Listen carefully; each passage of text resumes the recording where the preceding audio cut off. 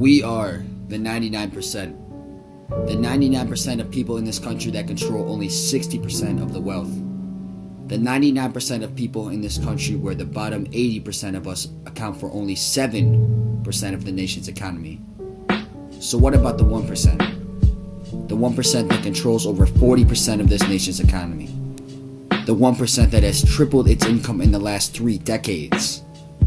The 1% of this country that earns 380 times as much as the average worker, regardless of how hard they work.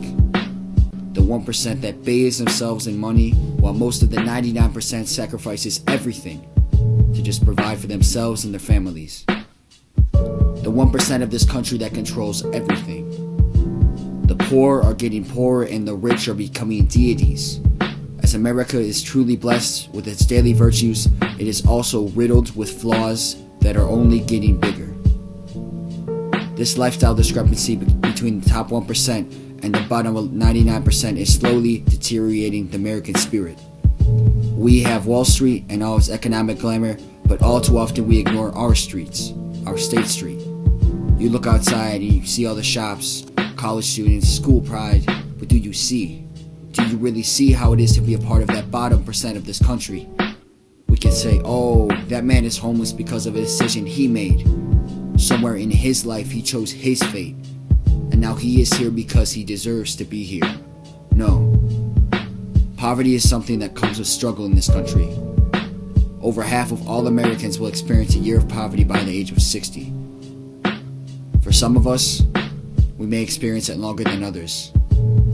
All too often, a lack of funds correlates to a poor social view, which only separates the poor from the rich that much more.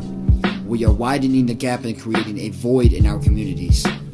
Income inequality is a huge reason why systems cannot stay sustainable.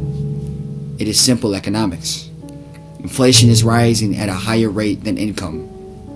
This makes everyday necessities a burden. We cannot live lavish lifestyles not because we are not working hard enough, but because of a sheer lack of income.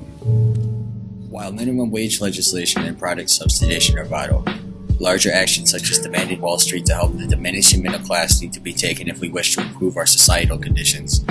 As George Carlin said, the reason they call it the American dream is because you have to be asleep to believe in it. We need to wake up.